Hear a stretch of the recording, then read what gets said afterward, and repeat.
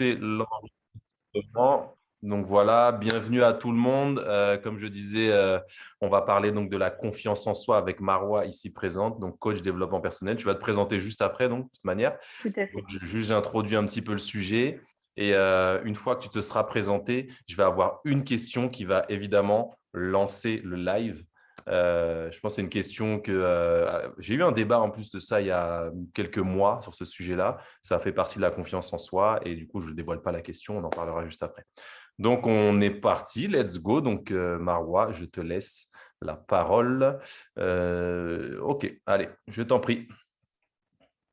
Ok, alors attends, il faut juste que j'arrive à mettre la main sur la présentation. Ah, yes, ah oui, c'est vrai, d'accord. Ok, donc, Ouais. euh, Sinon, c'est pas obligé, hein, si c'est juste un fil conducteur, donc on peut à la limite faire sans.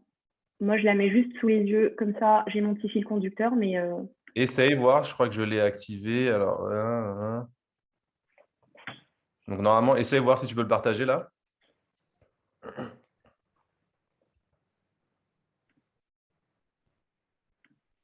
T'as pas l'option? attends, si. Ah, voilà. Ok, super. C'est bon pour vous? Magnifique. Allez, super. Perfect. Alors, hop, Cool. par contre, hey. Ok, so, bienvenue à tous. En petit comité, et c'est pas plus mal, j'ai envie de dire, parce que je veux que ce soit un live limite interactif dans lequel je vais partager donc les connaissances que j'ai sur ces thématiques. Et aussi, j'aimerais du coup votre participation. S'il y a des notions qui vous paraissent pas claires, des questions, on n'hésite pas. On n'est pas nombreux, donc je pense qu'on peut juste désactiver son micro et prendre la parole. Tout à fait. Donc, la confiance en soi, cette chère et bonne confiance en soi. Comme je disais donc en introduction, moi, c'est un sujet qui me tient particulièrement à cœur. Et même au niveau du coup de ma certification personnelle, j'ai décidé de me spécialiser dans la confiance en soi. Et donc, j'enchaîne sur la petite introduction pour vous dire quelques notions de qui je suis. Donc, je suis coach certifiée en Cognitive Behavioral Therapy, que j'ai eu du coup avec un organisme anglo-saxon. Et c'est ce qui est connu en France comme la thérapie cognitivo-comportementale. Et pour faire simple, c'est juste la science qui suppose que nos pensées sont derrière toutes nos réactions. Que dès lors où on prend le contrôle de nos pensées, on peut arriver à réaliser tout un tas de choses dans la vie. Donc une fois cette certification faite, j'ai accompagné certains clients pour me rendre compte qu'il y avait un problème finalement sous-jacent à tous les petits soucis qu'on va rencontrer dans la vie, et c'est le problème de la confiance en soi. Que ce soit un problème de productivité, un problème d'action, un problème de réussite par rapport justement à ses ambitions, c'est toujours lié à un manque de confiance en soi. Donc, j'ai décidé d'en faire un peu mon dada et d'en apprendre davantage sur cette thématique. Donc, à l'heure actuelle, j'accompagne les clients pour maximiser leur potentiel, pour naturellement reprendre confiance en eux et pour les aider à réaliser les objectifs qu'ils ont dans la vie. Petit aparté, donc je pense que Henrik l'a assez mentionné, mais voilà, juste en introduction, je le rappelle. Donc moi, je suis derrière la brand Ma Version Plus.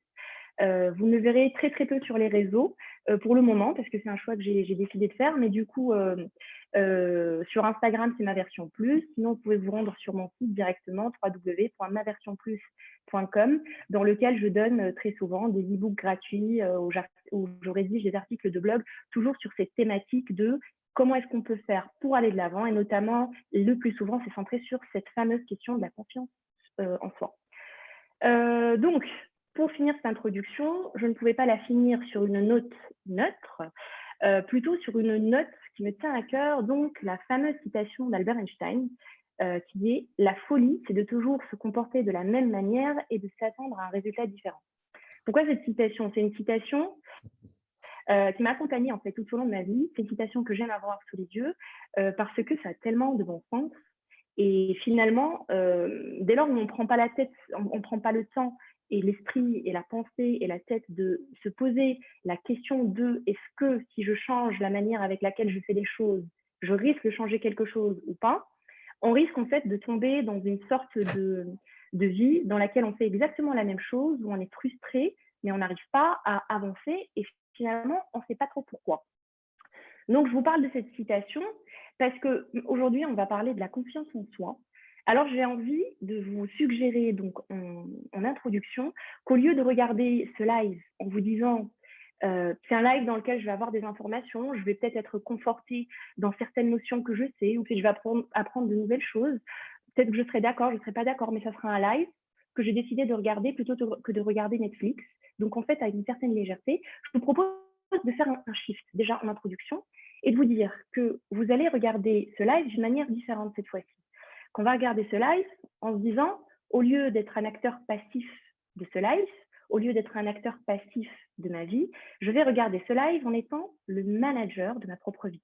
Donc, toutes les informations que je vais vous suggérer, toutes les notions que je vais partager avec vous, je vais vous inviter, donc en introduction, à vous poser des questions vis-à-vis de vous-même, à vous questionner par rapport à vos propres connaissances, par rapport à vos propres croyances et surtout par rapport aux expériences que vous avez eues par le passé et dans lesquelles vous pouvez vous reconnaître par rapport à des notions que je vais aborder.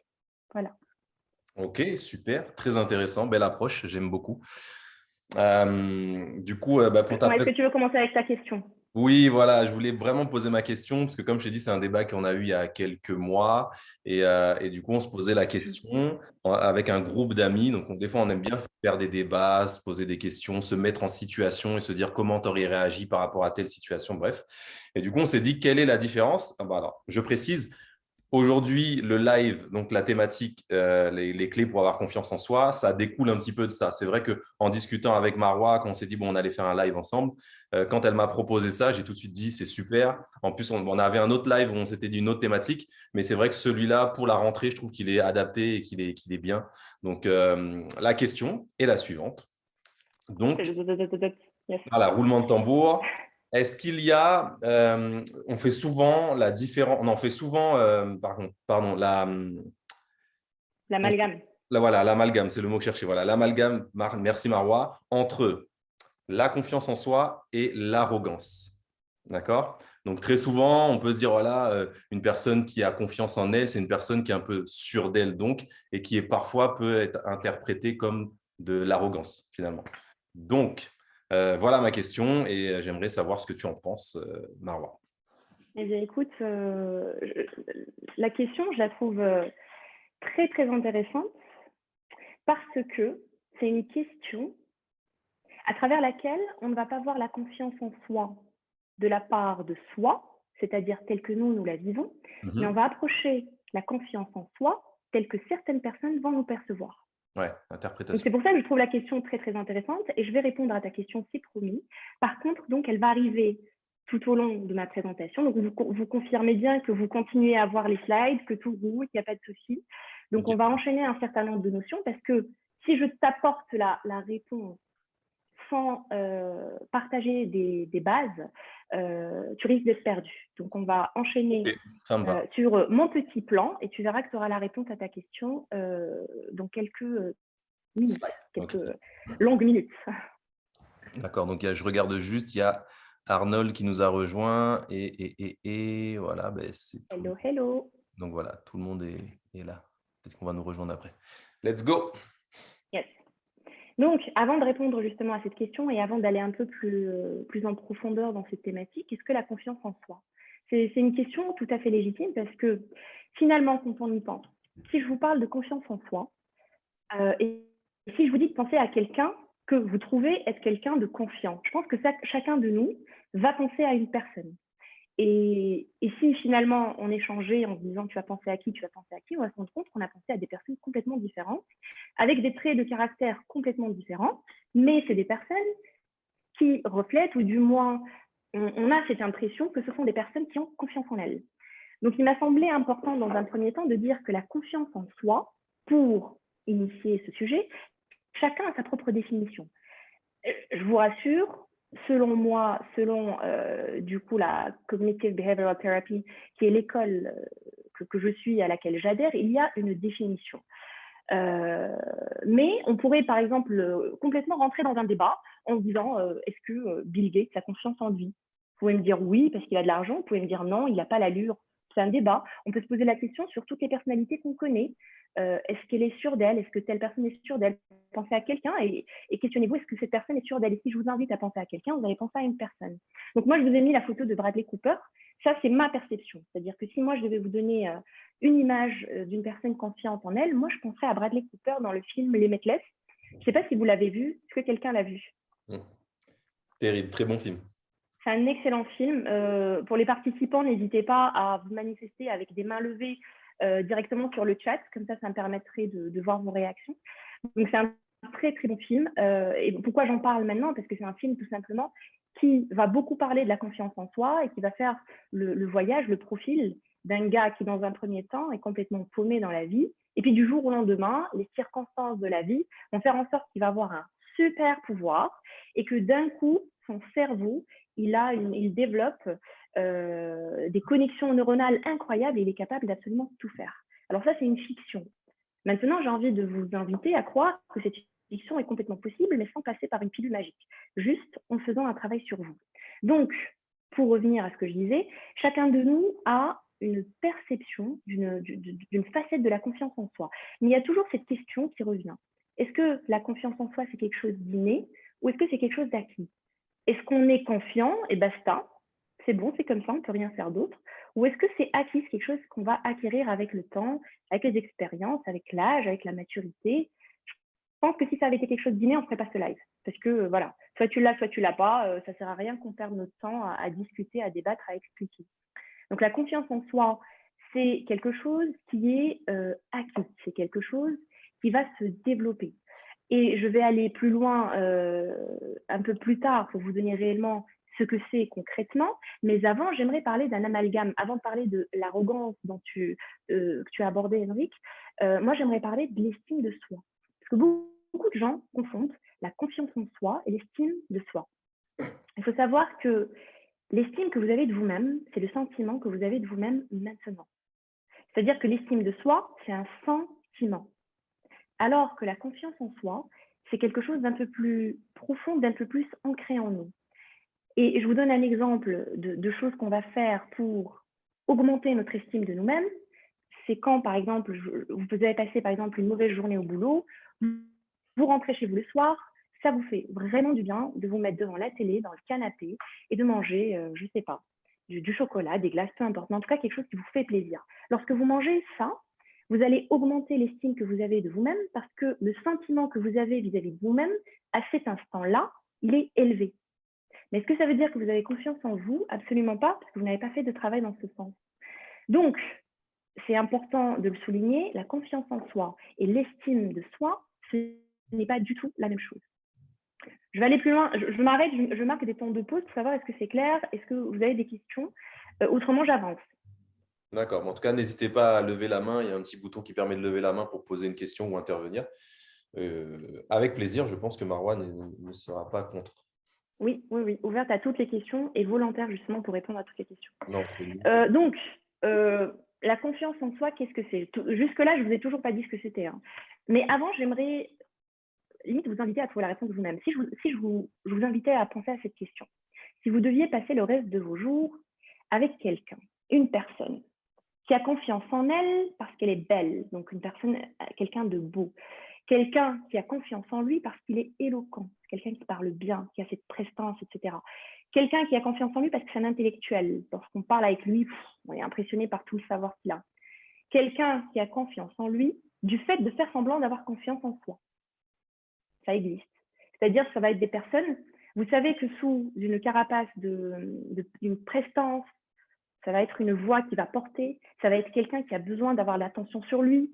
Et dès lors où on va creuser un petit peu sous cette carapace, ça va être quelqu'un qui va très vite s'emporter, qui va s'énerver. Et finalement, on se dit, mais il est passé où le bonhomme qui avait confiance en lui, qui parlait, qui était là, qui attirait toutes les lumières? Donc ce genre de profil, ce genre de personnes, ce sont des personnes qui ont développé une confiance en soi sur la base de faire semblant d'avoir confiance en soi. C'est d'ailleurs les personnes et les profils les plus fragiles. Ou alors, est-ce que vous souhaiteriez passer le restant de vos jours avec quelqu'un qui a développé sa confiance en lui parce qu'il est riche? Ou une dernière option. Alors déjà, à ce niveau-là, est-ce que pour le moment, qu'est-ce que vous en pensez? Est-ce que vous avez des réponses? Est-ce que vous dites, ah, le riche, je vais être bien, ah, le beau, j'aurai de beaux enfants. À l'intellectuel, je ne vais pas m'ennuyer. Dites-moi.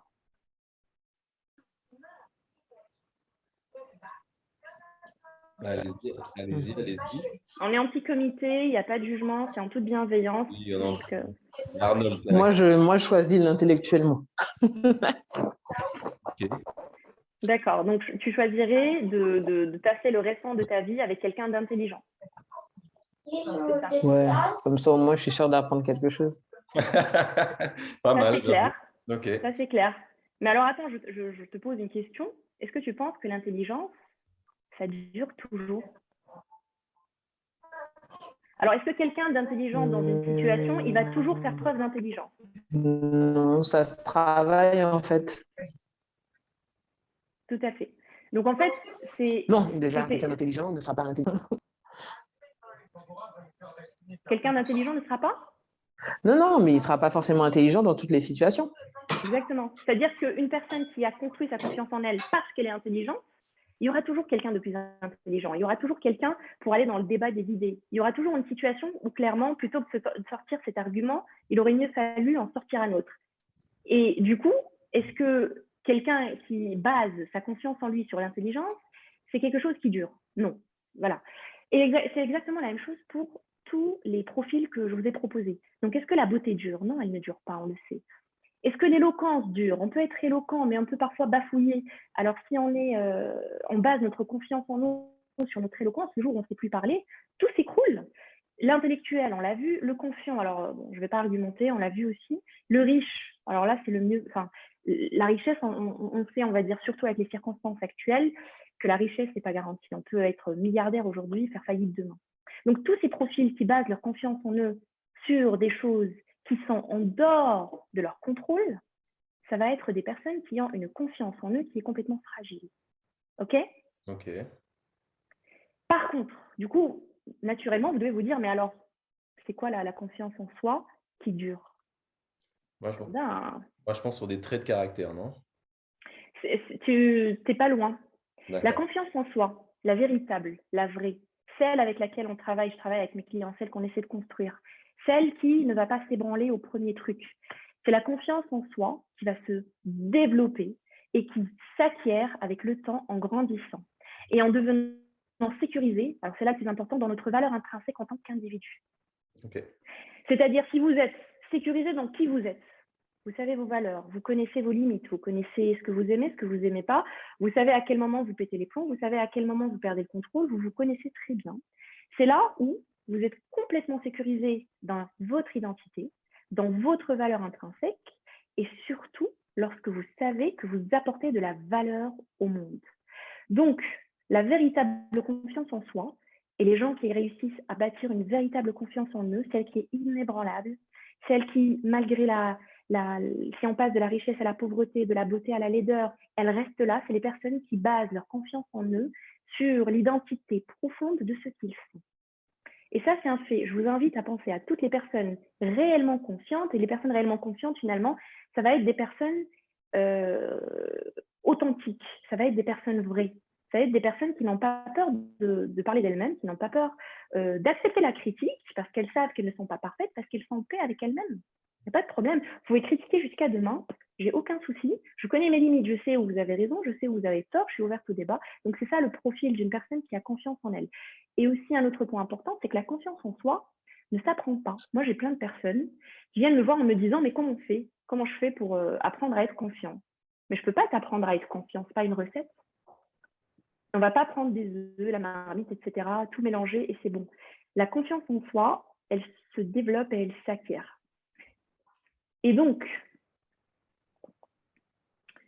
sur la base de cette définition qui, je l'espère, fait écho en vous, je vous invite à vous poser la deuxième question, c'est comment est-ce qu'elle s'acquiert? Nos fameuses expériences. Alors, lorsqu'on arrive au monde, on est des bébés, une sorte de feuille blanche. Tout ce qu'on nous dit, on le prend pour vérité ultime. Donc, il y a nos parents, qui sont nos premiers modèles. Tout ce qu'ils vont nous dire, ça va être la vérité vraie. On ne remet pas en question, on ne doute pas de ce qu'on nous raconte. Et donc, à fur et à mesure, on va commencer à développer de la connaissance sur nous et surtout des croyances. Je prends l'exemple d'un petit qui adore son papa, il est fils unique, son papa travaille, il attend que son père rentre à la maison pour jouer avec lui. Donc, il est là, il est content. Allez, papa, quand est-ce qu'il arrive? Quand est-ce qu'il arrive? Le papa rentre, blasé de la journée difficile, le manager qui lui a cassé les pieds, il rentre. Je veux jouer, est-ce que tu peux jouer avec moi? Ah non, je suis fatiguée, va regarder la télé ou va faire un truc. Donc, par exemple, une situation comme ça, l'enfant, comment est-ce qu'il va la vivre? Il va la vivre comme un rejet. Et donc, c'est une première expérience négative pour un petit enfant. Nous, en tant qu'adultes, on se dit, mais c'est pas grave, mais les enfants, ils ne perçoivent pas les choses de la même manière. Donc, imaginons que cet enfant-là, il part le lendemain à la cour de récré, il y a la petite Émilie, elle est toute mignonne, toute jolie, il a envie de jouer avec elle, il va la voir, Émilie, est-ce qu'on peut jouer ensemble? Vous savez, on parle d'une enfant de 5 ans, elle peut être très, très méchante. Non, tu peux, je veux pas, dégage. Voilà, c'est des choses qui sont vraies. Les enfants sont très cash. Donc, le petit enfant, qu'est-ce qu'il va se dire? Il va se dire, dans sa tête, il faut que vous sachiez que nous, notre cerveau, notre tête, elle cherche toujours du sens. Quelle que soit la situation qu'on va vivre, on se dit toujours, mais qu'est-ce que ça veut dire? Donc, cet enfant, il va se dire, mais qu'est-ce que ça veut dire? Mon papa ne veut pas jouer avec moi, Émilie ne veut pas jouer avec moi, ça veut dire qu'il y a un problème en moi. Donc, c'est comme ça, qu'à fur et à mesure des expériences, on va avoir une sorte de renforcement, une sorte de ce que j'ai appelé couche de renforcement de croyance. À fur et à mesure que les choses vont se passer, on va avoir une sorte de corde au cou qui va se nouer autour de notre cou, jusqu'à ce qu'un jour, on se dise, donc en fait, tout le monde a raison, parce que c'est pas possible qu'il y ait autant de personnes qui aient eu ce genre d'attitude à mon égard, c'est que je dois avoir quelque chose. Donc c'est comme ça que la confiance en soi, elle va se détériorer. Là, je vous ai donné l'exemple d'un parent.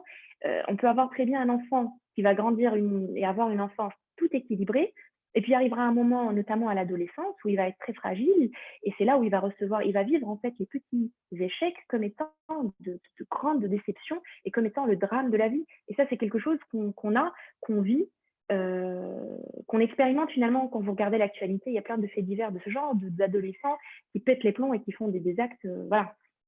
Donc malheureusement, c'est comme ça que la confiance en soi, elle commence à se détériorer. Et du coup, à contrario, de quelle manière est-ce qu'elle se renforce? C'est lorsqu'on va avoir des expériences positives qui vont nous rappeler et renforcer la croyance que nous avons vis-à-vis de nous-mêmes, et qui dit qu'on est juste trop fort, qu'on est super. Et en fait, ça commence bien sûr avec les parents qui doivent aider, qui doivent toujours encourager, ne pas être cassant, ne pas être blessant. À fur et à mesure qu'on va grandir, il faut accompagner l'enfant pour qu'il comprenne que c'est normal d'avoir des rejets, mais que ça ne remet pas en cause la valeur de l'individu qu'il est. Donc, ça va être les expériences négatives et les expériences positives qui vont nous faire développer des croyances. Et il m'a paru intéressant à ce stade de vous parler de l'éléphant, parce que l'éléphant, il est imposant. Et je ne sais pas si vous êtes déjà allé au cirque, mais en tout cas, quand vous allez au cirque, dans la grande arène, il y a des éléphants qui se baladent. Moi, ça m'a toujours intriguée. Pourquoi est-ce que ces éléphants, ils obéissent à un petit bonhomme? Parce que finalement, dans la corpulence, l'éléphant, il est énorme. Il suffit juste qu'il décide de foncer dans la foule pour avoir sa liberté, et pourtant il ne le fait pas. Pour la simple et bonne raison que lorsque l'éléphant est petit, et alors cet exemple il est parlant, mais parce que vous pouvez complètement vous retrouver là-dedans, lorsqu'il est petit, ce qu'on va faire, on va prendre le pied de l'éléphant et on va l'attacher et on va aller le planter au sol. Donc comme il est petit, il n'a pas la force d'enlever son pied du sol. On va mettre un clou, il n'a pas la force de le faire. Donc il va le faire une fois, deux fois, trois fois, au bout d'un moment, il va se dire, mais je n'ai pas la force d'enlever ce clou. Et ce qui se passe, c'est qu'en grandissant, il garde cette croyance. Il dit, mais j'ai déjà essayé, sauf qu'ils ne se rendent pas compte qu'il n'a plus le même potentiel, qu'il n'a plus la même corpulence. Et je trouve ça tellement parlant parce que c'est ce qui se passe à moi, à vous, à toutes ces personnes qui justement souffrent et ont des problèmes de confiance en soi, dans le sens où on va considérer que ce qu'on a vécu par le passé, c'est ce qui va se reproduire dans le futur. Alors que pas du tout. Ça se trouve, vous tous, vous avez une corpulence d'éléphant, vous avez un potentiel d'éléphant, vous avez un potentiel dingue et finalement, vous vous réfrénez, vous n'arrivez pas à avancer parce que tout simplement, vous avez une croyance passée par rapport à une situation où vous n'aviez peut-être pas les éléments pour vous défendre et vous pensez que ça va se reproduire. Est-ce que ça vous parle tout ça? Moi, je trouve tes exemples super parlants et j'ai envie de donner un exemple qui va être très court, très rapide. que j'avais lu dans un livre justement qui parlait de développement de confiance en soi, tout ça. Et en fait, c'était un exemple d'une maman, c'est à peu près l'exemple que tu as donné tout à l'heure, mais un peu différent. C'est-à-dire que c'est une maman qui vivait seule avec son enfant, une petite fille, et elle faisait tout pour sa petite fille qui chantait en fait. Elle chantait, elle avait une belle voix, donc elle l'emmenait dans des cours, tout ça, bref. Et un soir, en rentrant du travail, elle était super fatiguée, mauvaise journée, donc ce qui peut arriver. Et du coup, cette petite fille était en train de chanter. Et sa maman, elle s'est énervée parce qu'elle en a eu marre. Elle lui a dit, oh, arrête de chanter, en plus tu chantes faux. Mm. Donc cette petite fille a totalement arrêté de chanter jusqu'à ses 40 ans passés.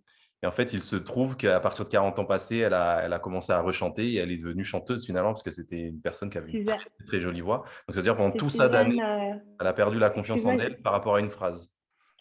est-ce que c'est, j'ai oublié son nom, Suzanne quelque chose, c'est la chanteuse anglaise, non?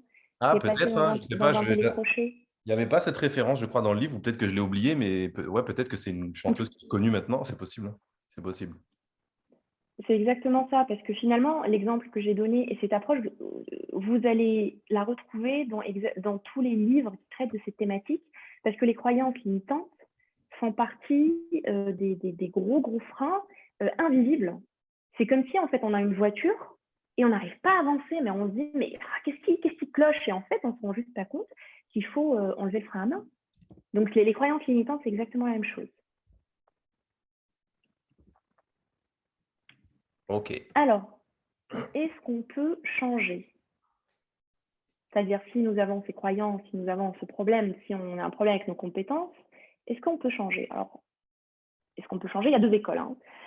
Et je ne sais pas si ça se trouve, je ne sais pas de quelle école vous faites partie. Il y a deux écoles, à savoir, ce n'est pas tout à fait des écoles en fait, c'est une sorte de...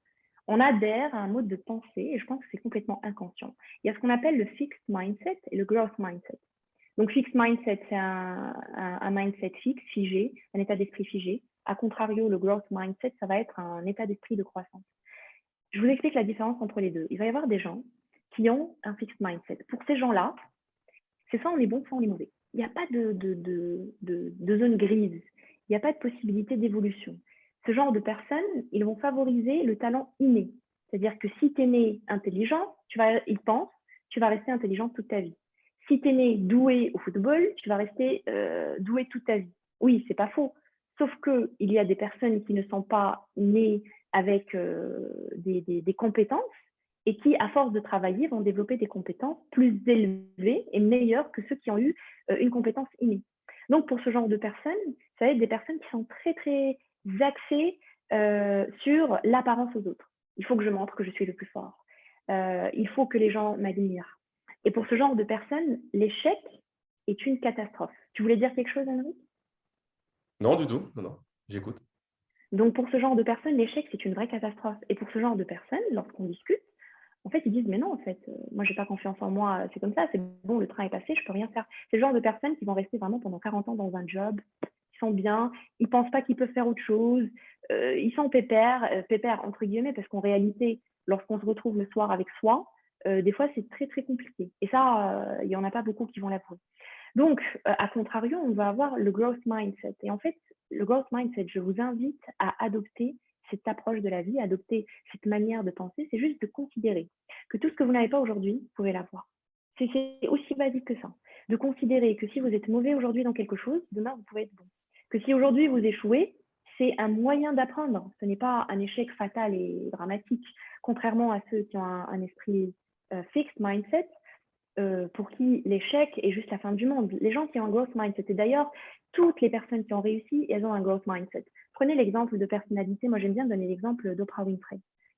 Si vous prenez le temps, juste taper sur YouTube, Oprah Winfrey, son histoire, waouh, tout ce qu'elle a vécu, tout ce qu'elle a vécu. Toute petite, elle a subi des viols, elle a été ballottée d'un foyer d'accueil à un autre, elle a connu la rue, elle a connu la faim.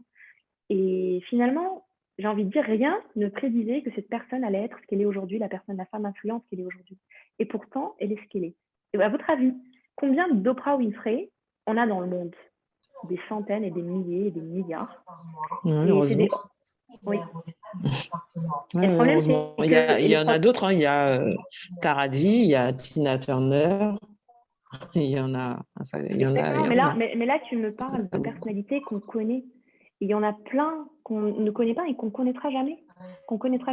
Parce que ce sont des personnes qui vont tomber dans le fixed mindset. C'est pour ça que ce que je vous disais tout à l'heure par rapport à limitless, vous pensez que vous n'avez pas le pouvoir, mais vous avez le pouvoir. Et c'est là, en fait, où se joue toute la différence entre ceux qui vont faire des choses et avancer et ceux qui vont rester dans le qu'on dira-t-on, dans le ils ont dit que. Ils ont dit que je ne pouvais pas y arriver, et ben je ne peux pas y arriver. Oui, j'ai vu ma grand-mère, ma mère, il n'y en a aucune qui a fait quelque chose de sa vie, et ben moi, ça va être pareil. Donc Oprah Winfrey, elle se serait mise dans cette mentalité, elle n'aurait absolument rien fait, et pourtant c'est une battante. Donc en fait, je voulais juste vous montrer que le growth mindset, regardez la biographie de toutes les personnalités, si vous êtes fan d'une personnalité, regardez sa biographie, les personnes qui ont réussi, et les milliardaires d'aujourd'hui, c'est des gens qui n'ont jamais pris l'échec comme étant une fatalité, qui ont toujours considéré qu'on pouvait s'améliorer, que si aujourd'hui on est mauvais, il y a moyen de s'améliorer. Et finalement, ce n'est pas sorti. Comment on fait? On détermine juste les areas, les zones dans lesquelles on doit progresser, et on établit un plan, et on se met à l'action. On fait violence. Il n'y a pas de secret. Voilà. Ok. Un commentaire, une question? Non, du coup, on peut très bien passer d'un mindset à un autre finalement. Oui, tout à fait. On peut passer sur l'autre et vice-versa. Oui, c'est une bonne remarque. Parce que finalement, c'est vrai que la manière avec laquelle j'ai présenté la chose, on pourrait croire que c'est ou blanc ou noir. Mais en réalité, en effet, il va y avoir plein de gens qui sont vraiment du 100% fixed mindset qui parfois vont avoir des croyances de growth mindset. Et finalement, en fait, ce qui se passe dans ce cas-là, c'est que lorsque ces personnes-là expérimentent le growth mindset, c'est soit elles vont l'expérimenter encore une fois d'une manière passive, et là, il ne va rien se passer dans leur vie. Elles vont rester des fois fixes, des fois growth et comme ça. Soit elles vont vraiment faire attention à ce qu'elles vivent, faire attention à ce qu'elles ressentent, faire attention à leurs pensées et enjoy the process, apprécier l'expérience du growth mindset, se dire ah oui, en fait, ça fait du bien de penser comme ça. Ah ben en fait, oui, je devrais le faire plus souvent. Donc là, je dis ça, il y a des gens, ça se fait naturellement, et c'est justement tout le travail du coaching, c'est ce que je fais avec mes clients, c'est juste leur faire prendre conscience qu'ils gagneraient à shifter d'un mindset à l'autre. Donc en effet, il y a un mindset hybride, mais il faut juste garder en tête qu'on gagnerait tous à aller dans le growth mindset, celui qui est très fair play, qui est OK, j'ai perdu, fair enough, je l'accepte. On continue, on avance. On met ses émotions de côté, entre guillemets, on apprend à les contrôler, on apprend à se connaître et on avance. Au bout d'un an, on se rend compte qu'on n'est plus absolument au même endroit, qu'on a grandi en maturité, en récupération de contrôle de sa vie, et c'est là où commence la petite étincelle de confiance en soi qui commence à s'installer sans trop qu'on comprenne pourquoi. OK. Ok. Et là, j'arrive à ta question. Ah, ok. Elle y était, d'accord. Ok, d'accord. Okay. Alors, arrivé à ce stade, je ne pouvais pas te répondre tout à l'heure parce qu'il n'y a pas de blanc ou noir. Et je sais qu'il y a beaucoup de gens, et d'ailleurs, c'est ce qu'on appelle une distorsion cognitive. Les gens qui aiment dire c'est soit blanc, soit noir. Soit tu es confiant et arrogant, soit tu es confiant et pas arrogant. Non. La vérité est ailleurs. La vérité est entre deux. Et donc là, je fais référence au growth mindset, c'est un peu plus compliqué. Je vais vous expliquer. Qu'est-ce que l'arrogance? Bon, l'arrogance, on va parler dans le dictionnaire, ça va être quelqu'un qui va avoir un comportement blessant envers quelqu'un d'autre, pour faire simple. Et qu'est-ce qu'une personne confiante? On l'a vu tout à l'heure, on a vu la véritable confiance en soi, c'est celle qui est basée sur la valeur intrinsèque, sur notre valeur en tant qu'individu. On a aussi vu qu'il y avait plein de types de fausses confiances en soi. Ça va être des confiances en soi qu'on va aller exprimer aux gens, on va aller juste dans le semblant, mais dans le fond, on a énormément d'incertitudes. Et c'est là, on va dire, où l'arrogance peut jouer un rôle. C'est-à-dire que je peux avoir bâti ma confiance en moi sur ma richesse, mais lorsque je parle aux gens, mais je leur parle de haut. Les gens, ils ne comprennent pas. Parce que je sais que j'ai de l'argent. Je sais que les gens me regardent avec admiration. Donc, j'ai toujours cette confiance en moi. Lorsque je parle, je n'ai pas de doute, j'ai de l'assurance parce que j'ai de l'argent. Lorsque je suis au restaurant, je commande avec assurance parce que j'ai de l'argent. Et puis, lorsqu'on va commencer à toucher à ces failles sensibles, et généralement, ça se passe dans les relations intimes, c'est-à-dire lorsqu'on est en couple, notamment avec quelqu'un qui a de l'argent, c'est là où on se dit « Oh my God !» Où était caché tout ça? C'est là où on va voir les véritables incertitudes. Parce que concrètement, ce n'est pas une personne qui a bâti sa confiance en elle sur la vérité de ce qu'elle est et qui peut accepter la critique, qui peut accepter que parfois on n'est pas d'accord, qui peut accepter les conflits, qui apprend à gérer les conflits. tout ça font partie des mécanismes qui vont aider à construire la confiance en soi. Mais quand on a une confiance en soi basée sur du vent, et ce que je veux dire par le vent, c'est des éléments extérieurs à notre contrôle, des éléments qu'on ne peut pas contrôler, à ce moment-là, la moindre petite tempête, le moindre petit vent, pour continuer dans l'histoire de vent, va la détruire. Et à ce moment-là, on va perdre le contrôle de nos émotions. Et c'est là où l'arrogance va jouer un rôle. C'est là où on va être arrogant. Donc, si vous trouvez quelqu'un que vous jugez, parce qu'après, c'est un jugement, hein, on peut débattre, hein, on peut dire telle personne a confiance en elle, moi je vous dis, bah, je ne crois pas, vous me dites oui, mais si vous jugez que quelqu'un a confiance en lui, et que vous trouvez que cette personne est arrogante, ça peut exister, bien sûr, dites-vous juste qu'il y a des failles derrière, qu'il y a plein d'insécurités et que cette confiance, elle n'est pas tout à fait solide. Parce qu'on a vu ce que c'était que la confiance en soi. Quelqu'un qui est complètement ancré dans ce qu'il est, dans son identité, il sait que l'arrogance, ça va blesser l'autre. Et c'est quelqu'un qui doit être en ligne avec ses valeurs.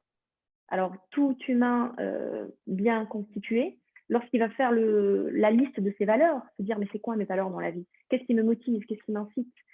Il y aura forcément une valeur, il n'y a pas de règle, hein, mais il y aura forcément une valeur par rapport à l'autre, à la relation à l'autre. Qui aime les conflits? Moi, j'en connais pas.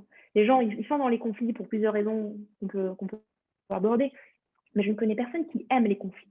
Donc, concrètement, une personne qui est sécurisée en elle ne va jamais être arrogante. Une personne qui a une véritable confiance en elle, authentique, ne va jamais être arrogante.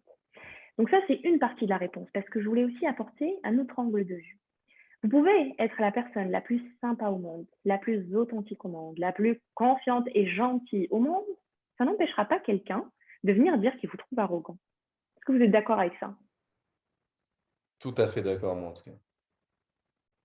C'est une vérité, hein. C'est une vérité. Donc, je pose la question, pouvons-nous empêcher quelqu'un de penser qu'on est arrogant? Et on va aller pousser la pensée encore plus loin. Pouvons-nous empêcher quelqu'un de penser quelque chose de nous? De penser qu'on n'est pas beau, de penser qu'on est nul, de penser ce que vous voulez. La Alors, réponse est non.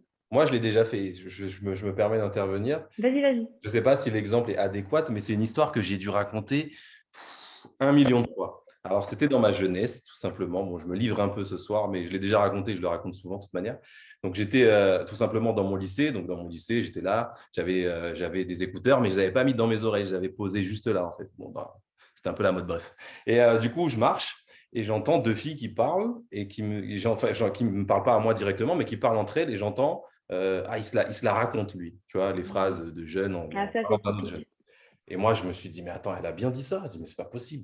Donc, du coup, je fais moonwalk, tu vois, je fais une marche arrière, je recule et je lui dis, excuse-moi, tu m'as parlé. Elle me dit, non, non. Je dis, non, mais je crois que tu as dit quelque chose sur moi, en fait. Tu as dit que je me l'ai raconté.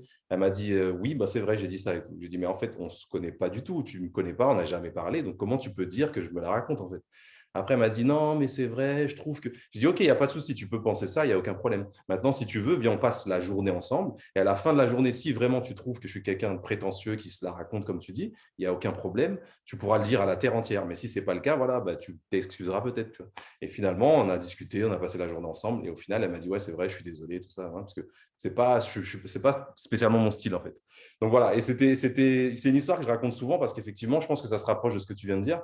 Le fait d'être jugé par quelqu'un alors qu'on ne se connaît même pas, c'est vrai que tu ne pourras jamais l'empêcher. Là, je l'ai entendu par hasard, mais c'est vrai que sinon, tu ne peux pas l'empêcher. Tout le monde peut penser quelque chose sur toi et sans que tu le saches finalement. Non, exactement. L'exemple que tu as donné est parlant, c'est exactement ça. C'est exactement ça. Les gens pensent ce qu'ils veulent. Alors ça, voilà. Ça, c'est un tip que je vous donne. Gardez ça en tête. Je crois que ça va vous soulager, ça va vous libérer du fait de vouloir plaire. Les gens pensent ce qu'ils veulent. Vous pouvez vraiment être la personne la plus sympa de la Terre. Ça n'empêchera pas quelqu'un de venir dire qu'il ne vous trouve pas sympa. Et l'exemple que j'aime donner dans ce cas-là, c'est le racisme. Finalement, les racistes, ils n'aiment pas les autres juste pour leur couleur de peau. Est-ce que ça dépend de la personne? Non, ça dépend de la personne qui est raciste. Ça dépend de ses croyances. Ça dépend de toute cette haine, j'ai envie de dire, qu'elle a véhiculée tout au long de sa vie. Et donc, si par exemple, on prend une personne qui est raciste, quel que soit ce que l'autre personne fait en face d'elle, mais elle peut se mettre à s'aplatir pour justement lui faire plaisir et être là à disposition, elle ne l'aimera pas. C'est comme ça. Ouais. Et en fait, ça, il faut faire cette extrapolation sur absolument tout. Sur absolument tout ce que les gens pensent. Les gens pensent de vous ce que eux ont vécu. OK? Les gens ne pensent jamais de vous ce que vous croyez qu'ils vont penser de vous parce que vous avez agi de telle ou telle manière. C'est une fausse croyance. Parce que ça arrive des fois où on va se dire « Ah oui, j'ai fait ça, c'est pour ça qu'il m'aime maintenant. » No way, guys. Il vous aime parce qu'il a décidé de vous aimer. À un moment donné, il va savoir ce qui s'est passé dans sa tête. Vous n'avez pas le cheminement de pensée. Et ce qui est encore plus surprenant, c'est que des fois, on va être avec des gens, on va être même dans l'intimité, c'est-à-dire des personnes proches, des amis, etc. Puis du jour au lendemain, on va avoir des attitudes, des comportements, on va se dire « Oh my God !» Et en fait, c'est des gens, on ne sait pas ce qui se passe dans leur tête. Il faut juste prendre conscience de ça. Vous ne pouvez pas contrôler ce qui se passe dans la tête des gens. Donc, pour revenir à cette histoire d'arrogance, tu as beau être la personne la plus sympa de la Terre, ça n'empêchera pas quelqu'un de penser que tu es arrogant, mais ça ne remettra pas en cause ton authenticité par rapport à ta confiance en toi. Est-ce que avec tout ça, j'ai répondu à ta question? Totalement. Et nous, on se disait pendant la discussion qu'on avait eue, pendant le débat, on disait que c'était peut-être les personnes qui n'ont finalement même pas confiance en eux, qui sont arrogants pour camoufler un peu leur faiblesse finalement. Et c'est exactement ça. Donc, c'est ce que je disais, c'est les personnes qui vont baser leur confiance en eux sur du vent, sur des choses qui sont extérieures à eux-mêmes et qui ont énormément d'insécurité. En fait, le fait d'être arrogant, ça leur donne l'illusion qu'ils valent quelque chose vis-à-vis de toi. Et là, ils se sentent exister. Et là, ils augmentent l'estime qu'ils ont d'eux-mêmes. Est-ce que vous me suivez? 100%. Donc, ce n'est pas forcément des personnes qui ont confiance en elles. C'est des personnes qui vont aller utiliser l'arrogance pour se faire croire qu'ils ont de la valeur et pour augmenter l'estime qu'ils ont d'eux-mêmes. Et on a vu, l'estime de soi, c'est juste un sentiment à l'instant T. Des fois, c'est haut, des fois, c'est bas. Voilà.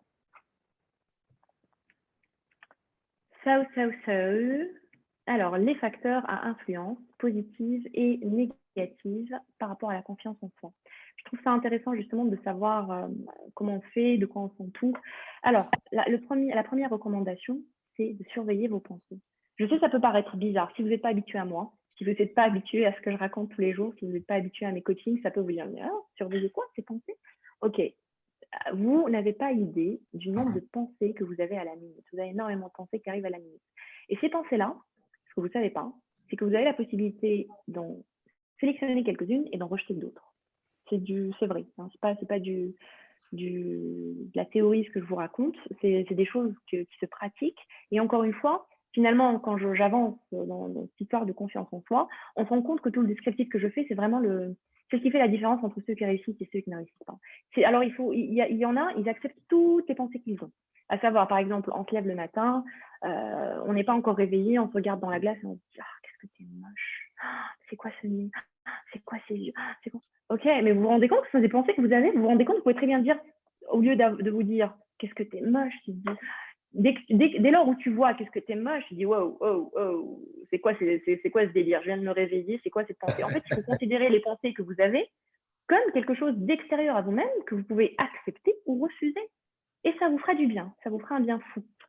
Donc, première recommandation pour la confiance en soi et qui conditionne la confiance en soi, c'est de surveiller ses pensées. Deuxièmement, ses habitudes. Bien sûr, il y a des habitudes qui ne vont pas servir à la confiance en soi.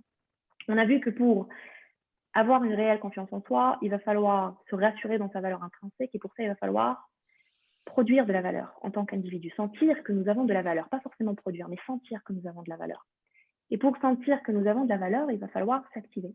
Donc, j'ai rien contre Netflix, hein, mais je sais qu'il y a beaucoup de gens qui vont se mettre contre Netflix et qui vont passer leur vie devant Netflix. Donc, les gens qui font ça, moi, je pense que ce n'est pas quelque chose qui sert à la confiance en soi. Vous pouvez le faire de temps en temps, mais que ça devienne une habitude quotidienne. Telle série, maintenant il y a tel film, j'ai fini ça, maintenant je regarde quoi, etc. 1 an est passé, 2 ans est passé, la 3e année, on va commencer à parler des séries d'il y a 2 ans, et en fait, le cerveau, il est rempli qu'avec ça. Mais vous faites quoi pour vous? Vous faites quoi pour votre développement? Vous faites quoi finalement pour avancer dans la vie, si ce n'est vivre dans la fiction des autres? Donc voilà, vos habitudes, il va falloir faire attention. La perception de ces modèles de référence, je trouve ça hyper intéressant parce qu'on a tous des modèles de référence. On a tous pas des stars, mais on est tous fans de quelqu'un. Et en fait, le problème, quand on est fan de quelqu'un, je pense qu'il faut y aller avec prudence. Parce que dans la société, il y a cette pensée collectivement admise que quand on est fan de quelqu'un, eh ben, on est là, on est en bas, et cette personne est là. Et je trouve ça vraiment destructeur pour la confiance en soi. Parce que c'est peut-être quelqu'un qui a réussi, hein, vous pouvez l'admirer, mais human to human, vous êtes 2 êtres humains. Il commet des erreurs, tu commets des erreurs. Vous êtes égaux. Et je trouve ça important de se mettre finalement au niveau des humains. On est tous des humains. On se lève tous le matin, on a tous envie de prendre un café, on a tous besoin de prendre une douche pour ne pas sentir mauvais, c'est comme ça, on est des humains. Maintenant, la différence entre vous et la personne que vous admirez, c'est juste une gestion de vos pensées qui est différente. Mais il ne faut pas pour autant que ça remette en question votre valeur en tant qu'individu. Parce que je vous dis ça, parce que surtout là sur les réseaux sociaux, il y a tellement de personnes, fans de plein de personnes qui suivent leur vie et qui sont vraiment là en admiration. Et quand on creuse, on dit pourquoi tu fais ça? Elle me dit elle me fait rêver. D'accord, je veux bien l'entendre, mais elle te fait rêver au détriment de quoi? Et la plupart du temps, elle vous fait rêver au détriment de ta confiance en toi. Je suis vraiment d'accord avec ça. Je suis vraiment d'accord avec ça. Et ça, je l'avais déjà dit dans un live par rapport à la perception qu'on peut avoir des réseaux sociaux et des personnes que l'on suit finalement. Des fois, on a l'impression que leur vie est juste magnifique. J'en connais. Hein. On a l'impression que leur vie est magnifique sur les réseaux sociaux, que tout est beau. Sauf qu'il ne faut pas oublier qu'ils montrent ce qu'ils veulent montrer en fait finalement. Donc, s'ils veulent montrer que la vie est belle, la vie sera belle pour vous, mais finalement, elle n'est pas pour lui au final. Et je connais des personnes vraiment comme ça où voilà, sur les réseaux sociaux, tout va bien. Et au final, voilà, c'est des personnes qui sont pas spécialement dans le contexte qu'elles mettent en avant. Et je reviens sur la perception de ces modèles de référence. Est-ce que, par exemple, il y a un cas particulier? Je m'explique. Très souvent, moi, ça m'est déjà arrivé dans un domaine que je ne maîtrise pas, de trouver quelqu'un comme un mentor. Donc, finalement, c'est du mentoring, c'est ça? Ouais, mentoring. Donc, un mentor, quelqu'un qui va t'accompagner, il va transmettre ses connaissances. Ce n'est pas le fait de se mettre en dessous de cette personne-là, c'est juste la prendre comme référence parce que tu trouves que ses connaissances sont très élevées et que tu veux en apprendre plus sur le domaine que tu vises. Mais ça ne veut pas dire que tu te mets en dessous de cette personne-là, c'est juste que tu la prends comme mentor finalement. Non, mais c'est exactement ce que je disais. Je disais qu'il faut prendre les personnes de qui on est fan il faut faire attention lorsqu'on est fan de quelqu'un. Et l'exemple que tu as donné, bien entendu, ce n'est pas justement une sorte de dénigration de soi, mais c'est reconnaître que quelqu'un maîtrise une compétence que nous n'avons pas, mais que human to human, demain, tu peux très bien avoir le même niveau. C'est en fait juste cette perception qui fait tout le shift. C'est de dire que cette personne est inaccessible. C'est ça, en fait. C'est lorsqu'on se dit cette personne est inaccessible, je ne pourrai jamais être comme elle, c'est là où on se met dans un niveau inférieur. Mais quand on se dit cette personne, elle a de l'avance sur moi, mais bien sûr, il y a plein de gens qui ont de l'avance sur nous, c'est normal.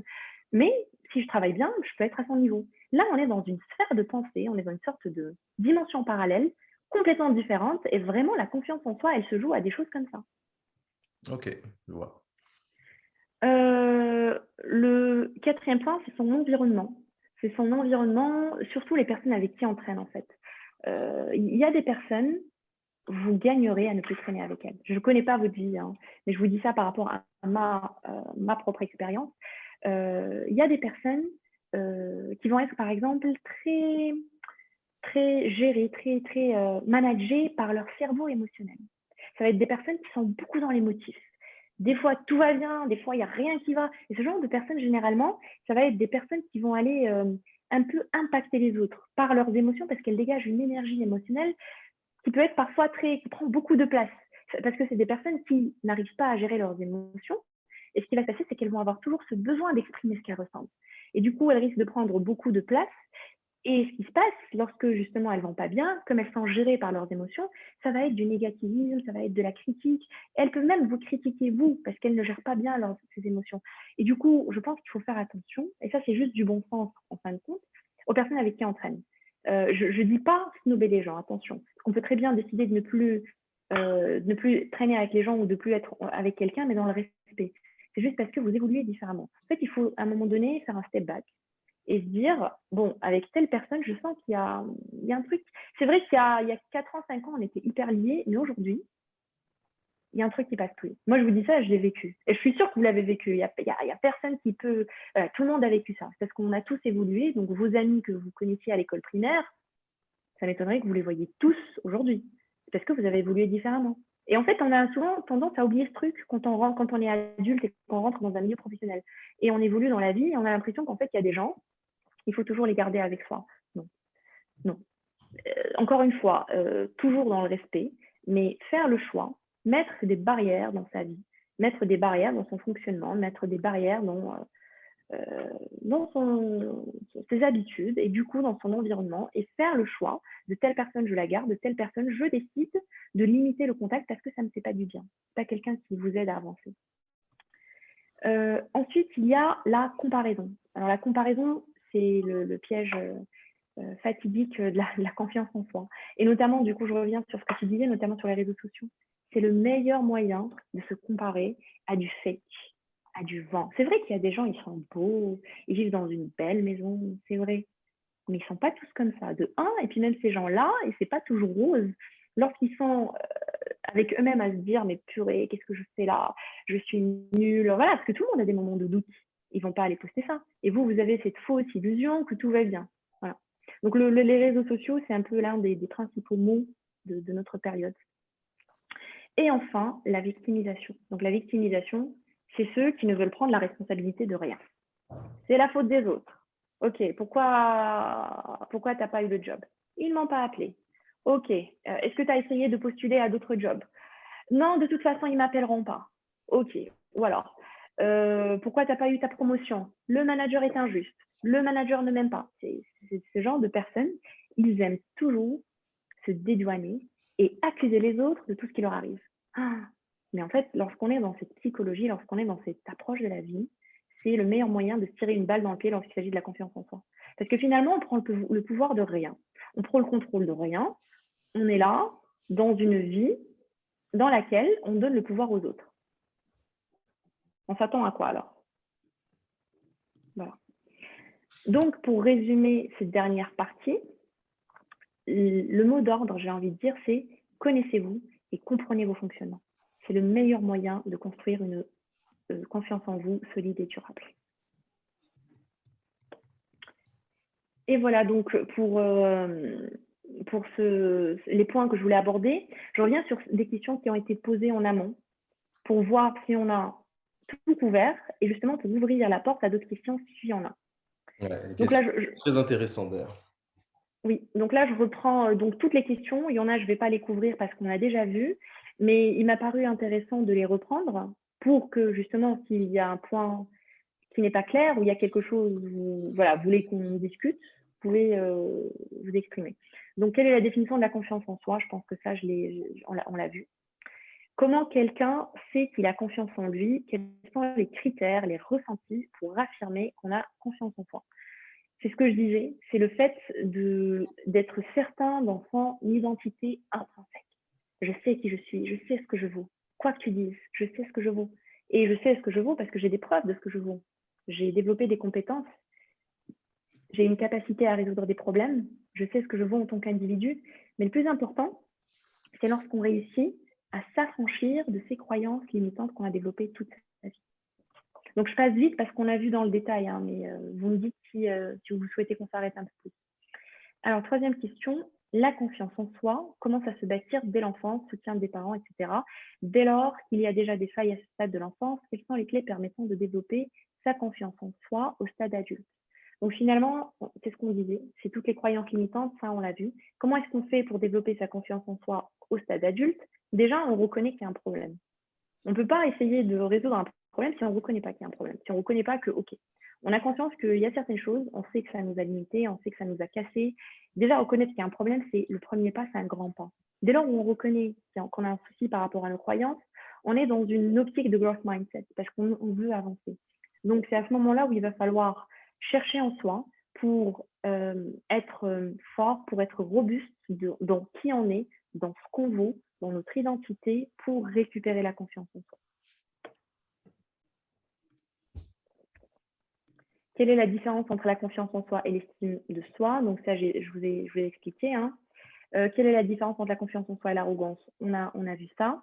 Pour avoir confiance, faut-il se connaître parfaitement? Faut-il soigner ses blessures internes pour être en totale adéquation avec soi-même? Complètement, complètement. On peut pas trimballer des blessures. On ne peut pas trimballer des blessures, on ne peut pas trimballer des chocs, on ne peut pas trimballer des rejets.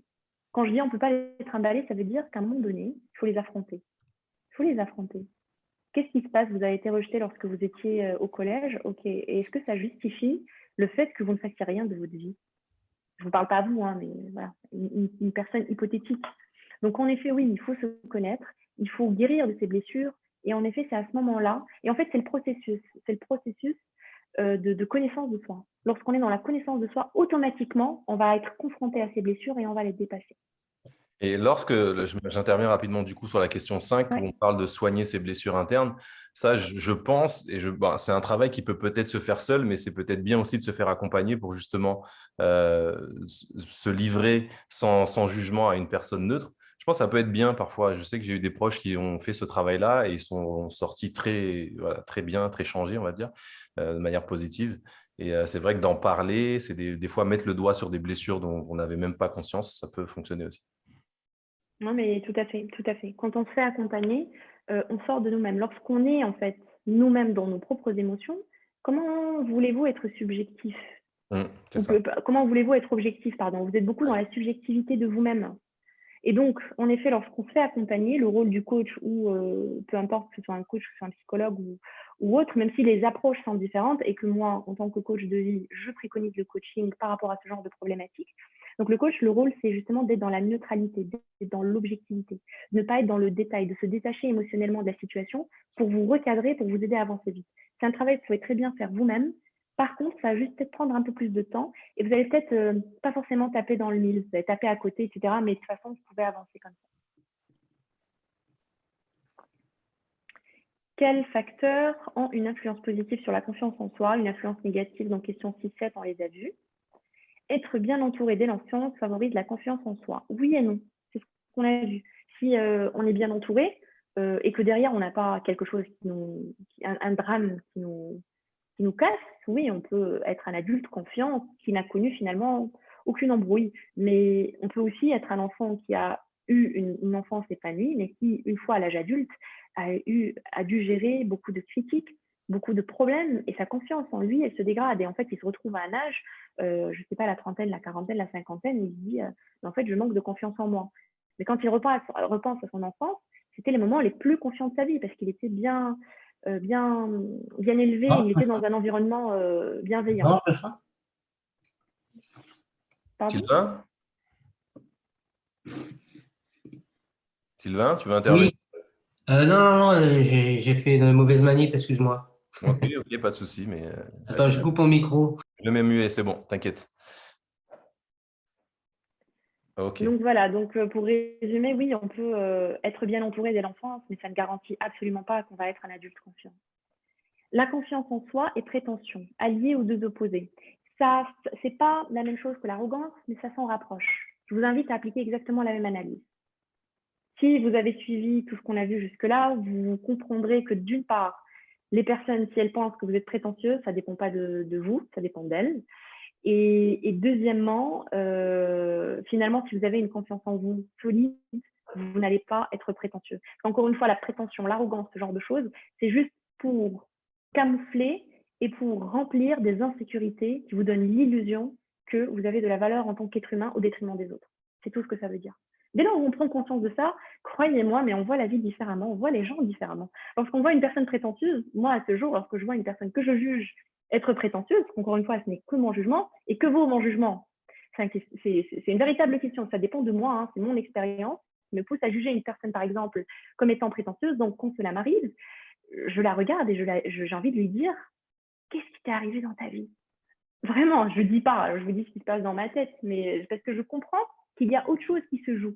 Ce n'est pas juste une prétention méchante pour blesser, mais il y a autre chose qui se joue et la personne n'en a pas forcément conscience. Et la dernière question que j'ai trouvée être hyper chouette, comment certains traumatismes, comme le deuil, la trahison, la violence, le cadre familial ou professionnel, affectent la confiance en soi? Y a-t-il des clés pour reprendre confiance après ces traumatismes? Pas chouette parce qu'il y a des traumatismes, mais chouette parce que ça va me permettre de vous parler d'autre chose. Ça va me permettre de vous parler de comment vous fonctionnez, de vous introduire à vous, que vous sachiez comment est-ce que vous faites pour réagir dans la vie. Donc, il va y avoir des événements dans la vie. Là, on parle de traumatisme, donc on parle de deuil, de trahison, de violence. C'est des choses qui peuvent être lourdes à entendre. Et les personnes qui vivent ces choses-là, elles ont en fait, elles attribuent beaucoup d'émotions lourdes. Très compliqué, c'est-à-dire elles ne peuvent pas en parler, c'est rare, mais pour la plupart, ils ne peuvent pas en parler avec légèreté. Quand on va te parler d'un deuil, d'une trahison, d'une violence, etc., ça va être vraiment dans la lourdeur, un peu dans la victimisation. Et pourtant, on peut mettre ces choses-là au même emplacement que le Covid. Et la raison pour laquelle je mets ces choses-là dans le même emplacement, c'est parce que ce sont des choses qu'on ne peut pas contrôler. Quand il nous arrive quelque chose, donc un traumatisme, on ne peut pas le contrôler. Un traumatisme, c'est une réaction qui va se passer par rapport à un autre, qui va avoir une réaction qui va nous traumatiser, que ce soit une violence, que ce soit une trahison, peu importe. On ne contrôle pas. Lorsque les choses nous arrivent, pareil pour le Covid, c'est arrivé sérieusement. Qui pouvait le contrôler? Je ne veux pas entrer dans le débat de la vaccination ou quoi que ce soit, mais je parle vraiment de l'initiation. Quand c'est arrivé le virus, mais qui pouvait le contrôler? Ok, il était là. Il était là. Qu'est-ce qu'on fait maintenant? Est-ce qu'on va tous se mettre sous sa couette et pleurer? Ou on essaie d'avoir un growth mindset et se dire, ok, il est là. Maintenant, il va falloir qu'on s'adapte. Maintenant, il va falloir qu'on trouve des solutions pour avancer. Donc, tout ça pour vous dire que tout ce qui se passe, alors les traumatismes, mais j'aime bien ce mot traumatisme, parce que beaucoup de gens ne vont rien faire de leur vie parce qu'ils ont connu des traumatismes. Voilà. Un traumatisme, vous ne pouvez pas le contrôler. Mais lorsqu'il arrive, vous avez la possibilité de contrôler comment vous réagissez. Et c'est là où je vous disais, ça me plaît cette question, parce que je vous explique que tout ce qui vous arrive, absolument tout, vous ne pouvez pas le contrôler. Tout ce qui est extérieur à vous, vous ne pouvez pas le contrôler. C'est des choses qui arrivent. Maintenant, ce que vous pouvez contrôler, c'est vous. C'est comment vous réagissez. Soit vous vous posez en victime, soit vous vous posez en super-héros de sa propre vie. Et donc là, dans la question, ça dit comment est-ce que ces choses-là affectent la confiance en soi. Ça peut en effet, lorsqu'on est peut-être un peu jeune, on n'a pas cette force mentale, ça peut affecter la confiance en soi. Mais j'ai envie de dire, si vous avez la chance de participer à ce live et d'avoir écouté finalement tout ce que je vous ai expliqué sur la confiance en soi, tout ça, c'est basé sur de la science, c'est basé sur mes accompagnements, c'est basé sur l'accompagnement de mes mentors qui m'ont formé, etc. Donc, c'est des choses qui sont avérées. Donc, lorsque justement vous êtes dans une situation où il vous arrive quelque chose, il faut juste prendre conscience que ce qui vous arrive, ok, ça arrive. Maintenant, vous avez le pouvoir de travailler sur vos pensées et d'avancer pour justement ne pas subir ce qui vous arrive. Parce que ce qui va se passer, c'est que les choses arrivent, vous avez des pensées, et ensuite vous allez avoir des émotions sur la base de ce que vous allez penser. Vous allez penser, je prends l'exemple, je ne sais pas, de la trahison. Vous avez été trahi par votre conjoint. Vous avez la possibilité de penser, c'est la fin du monde. Et là, qu'est-ce qui va se passer? Votre émotion, vous allez vous sentir mal, vous allez être triste, vous allez envie de pleurer. Mais vous avez aussi la possibilité de penser différemment. Et oui, c'est possible. Comme quoi? Se dire, il m'a trahi, ça veut dire qu'il n'était pas fait pour moi. Tant mieux, ça me permet de moins perdre mon temps et d'avancer avec la bonne personne. Et en fait, qu'est-ce qui va se passer lorsqu'on a cette pensée-là? On ne va pas aller se mettre sous son canapé à pleurer. Peut-être qu'on va le faire parce qu'il faut aussi processer les émotions, les autoriser à être là et puis les laisser partir. Mais en tout cas, dans la globalité, il y en a qui vont faire ça pendant 6 mois. Hein. Mais lorsqu'on est justement dans un état de pensée où on se dit « Ok, il m'a trahi », soit bon vent. Bon vent, ça veut juste dire que ce n'était pas la bonne personne pour moi. Ça veut juste dire que j'ai énormément de bonheur qui m'attend avec quelqu'un d'autre. Ça veut juste dire, vous le savez, dans le couple, lorsqu'il y a trahison, c'est que quelque part, il y avait quelque chose qui était cassé. Et peut-être qu'on ne s'en était pas rendu compte, mais tant mieux finalement que les choses aient pris ça. Donc, c'est juste un shift. C'est un exemple, mais c'est un shift, un switch dans la manière de penser qui conditionne absolument tout. Et du coup, sur la confiance en soi, est-ce que ça affecte la confiance en soi? Oui, si vous ne faites pas l'effort de trier vos pensées. Et y a-t-il des clés pour reprendre confiance après ces traumatismes? Mais bien sûr qu'il y a des efforts. Accepter les événements, se rendre compte que ces événements se sont passés, mais que bon, ça s'est passé, mais qu'on n'avait pas de contrôle sur soi, et se dire, ok, maintenant, qu'est-ce que je fais pour reprendre ma vie en main? Est-ce que je me mets en position de victime et je vais aller pleurer et passer une année à me dire que je ne peux pas retrouver quelqu'un d'autre pour rester sur l'exemple de la trahison? Ou alors, je vais aller de l'avant et prendre conscience que j'ai en moi le pouvoir d'aller mieux et de reprendre confiance en moi. So, here we go pour toutes les questions. Est-ce que, avant de passer à la dernière partie, est-ce qu'il y a des questions? Alors, moi, j'interviens, j'en profite rapidement parce que mon micro est débloqué. Donc, après, les autres, si vous voulez intervenir, débloquez vos micros avec grand plaisir. J'ai envie de donner un exemple par rapport à la question 10 que tu viens de donner avec tous tes exemples. Et en fait, c'est bon, je livre un peu la vie privée d'une de mes clientes, mais finalement, personne ne la connaît. Donc, il n'y a pas de souci, c'est juste un exemple. Il y a 10 jours de ça, donc je l'entraînais, je la coachais en salle et elle me dit, je la sentais un petit peu pas bien, mais quand même dans l'entraînement. Et je lui dis, voilà, qu'est-ce qui se passe? Tout va bien. Parce que, bon, c'est vrai qu'en tant que coach, très souvent coach sportif, on pose des questions un peu sur le mental, parce que voilà, moi, c'est pour ça que j'ai une vision 360 sur l'hygiène de vie. D'où le live de ce soir, qui n'est pas du tout avec le sport, mais voilà, ça fait partie d'un mindset pour aller bien. Et du coup, elle me dit qu'elle a perdu sa maman 3 jours avant. Donc, elle a perdu sa maman, pas avec le Covid, tout ça, mais voilà, il y a un décès dans sa famille. Donc, je lui dis, ah, ok, que je suis désolé, que mes condoléances, et bon, on continue l'entraînement, et puis ça va, tout, ça va. Elle passe l'entraînement, tout ça. Une semaine après, je la revois. Je la coach à nouveau, tout ça. Et du coup, je demande, mais ça va mieux quand même? Et tout. Et elle me dit, non, ça va pas spécialement mieux, mais il y a mon frère aussi qui est décédé avant-hier. Donc, c'est-à-dire, dans la même semaine, la personne a perdu sa maman et son frère. Et là, je me suis dit, waouh! Et je lui dis, ça va, t'es sûr? Et elle me dit, en fait, mais Henrik, qu'est-ce que tu veux que je fasse? Je peux rien y faire, en fait. Je peux rien y faire. Donc, ma vie continue. Je suis affecté, c'est sûr. J'ai eu des petites journées et des nuits un petit peu terribles en ce moment, mais voilà, je continue à vivre et il faut que je continue à vivre. Je n'ai pas le choix. Et j'ai beaucoup aimé ça parce que, comme tu disais, il y a des personnes qui peuvent se morfondre dans leur canapé, ce qui est très humain. Il faut vivre son sentiment, ça c'est clair et net qu'il faut le vivre un instant, mais pas pendant 6 mois, c'est sûr. Et essayer d'aller de l'avant et de vivre avec, parce que malheureusement, c'est des choses qu'on ne peut pas maîtriser, qu'on ne maîtrise pas et qu'on ne peut rien y faire finalement. J'ai trouvé un peu sa phrase très, très bien. Elle m'a dit, mais Henrik, qu'est-ce que je peux faire en fait?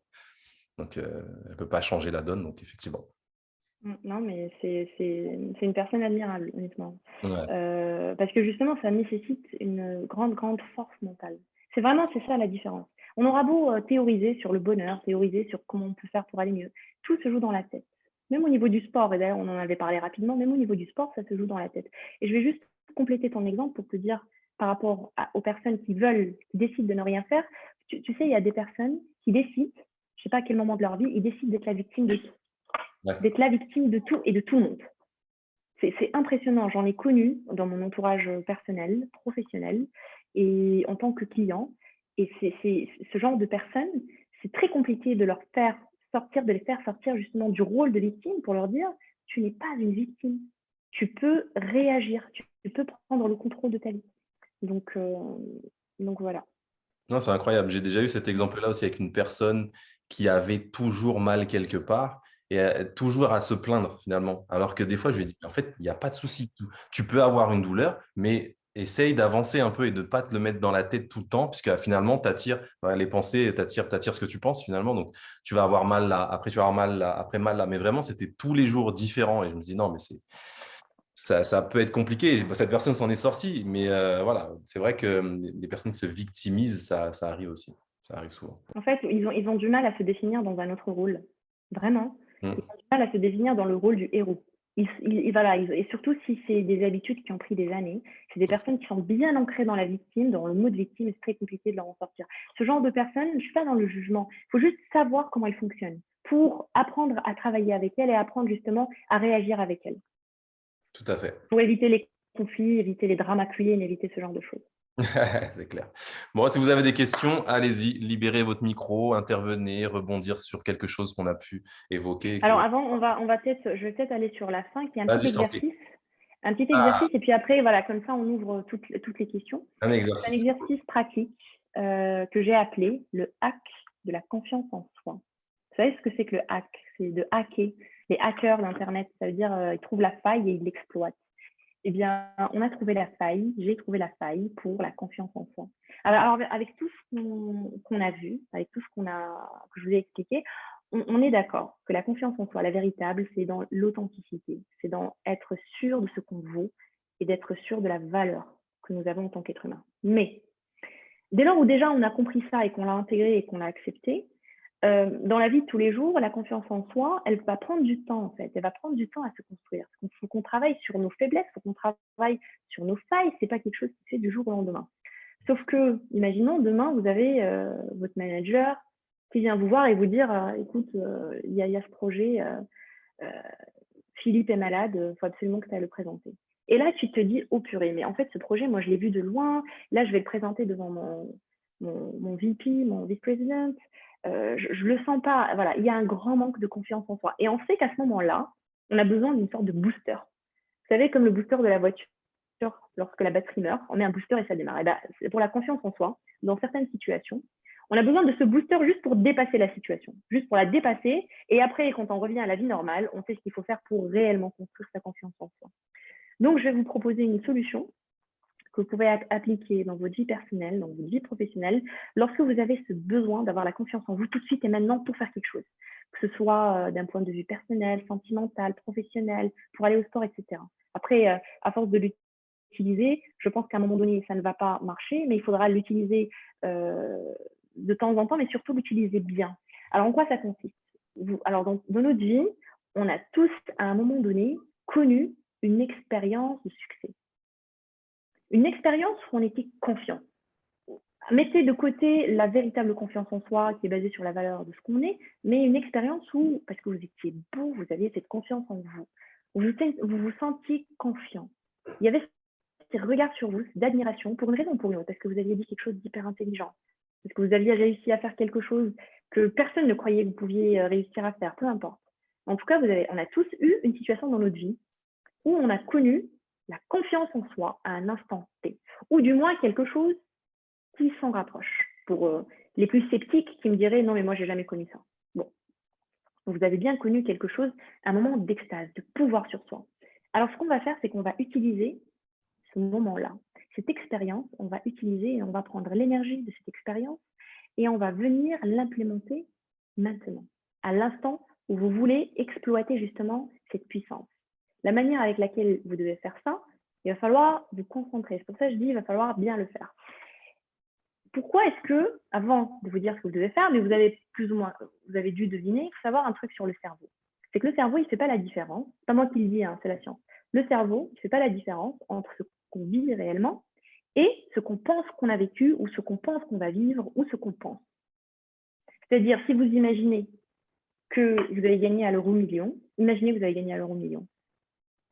Mettez-vous dedans. Vous avez gagné, je ne sais pas combien d'euros, de zéros, énormément d'argent. Vous pouvez réellement faire croire à votre cerveau que vous avez vécu ça, que vous avez réellement gagné. Vous allez ressentir en fait toute l'alchimie. Vous allez sentir des neurones qui se font.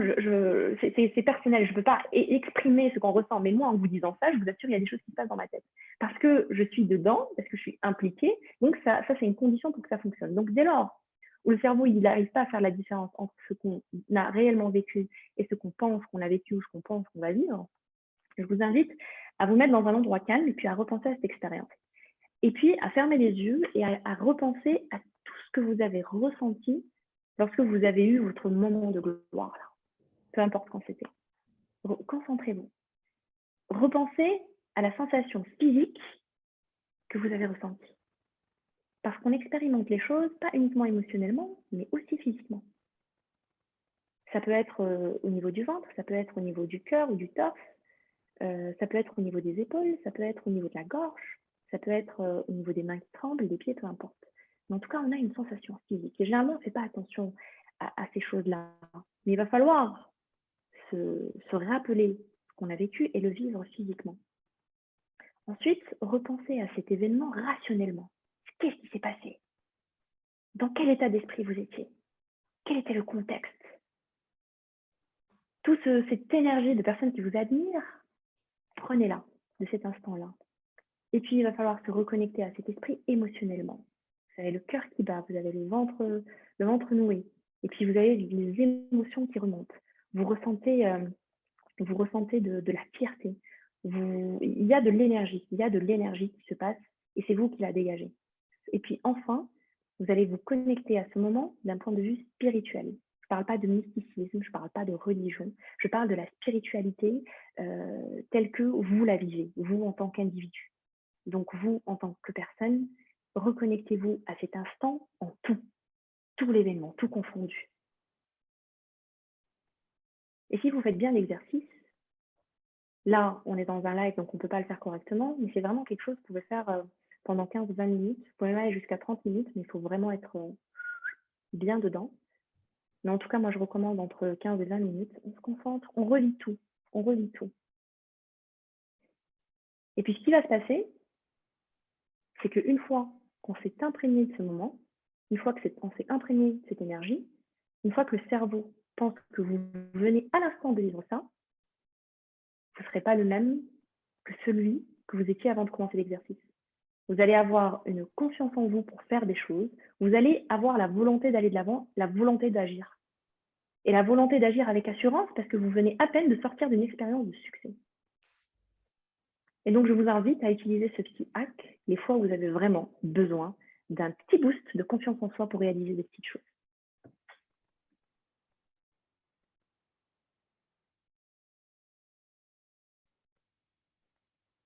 Je sens que vous êtes encore là-bas. Vous êtes encore là où vous étiez. Moi, j'adore l'exercice. En tout cas, franchement, très bon hack. Pour le coup, vraiment bien. Franchement, j'adore. J'étais parti à un moment donné, là. Oui, je voyais ça. Je voyais que c'était plus là. C'est bon, tu avais perdu. Ah, j'étais plus là. J'étais dans mon moment de gloire, là.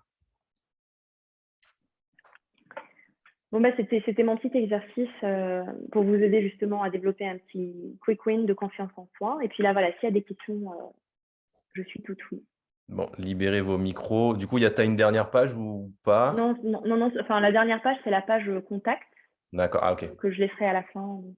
Ça marche, parce qu'après, tu peux éventuellement, pour qu'on se voit tous en affichage mosaïque. Ouais, donc c'est bon. Attends, alors je vais juste du coup passer la page contact. Voilà, contact. Voilà. Donc contact, comme je disais. Si vous voulez, voilà. Meilleure version de vous-même, ma version plus cool. Tout à fait. Donc, même s'il y a des questions ou autres, tu réponds, j'imagine, des questions qu'on vient de poser en DM sur Instagram. Oui, bien sûr. Bien sûr, vous pouvez me joindre du coup sur Instagram ou m'envoyer directement un mail sur mon site ou bien sur Facebook, en tout cas, ma version plus. Mais voilà. Cool. Yes. Bon, tout le monde est sorti de son exercice. Vous pouvez débloquer vos micros et puis discuter un peu. Là, c'est la minute. On a fini notre thé, mais bon, c'est la minute détente, on va dire. Et il m'en reste un peu.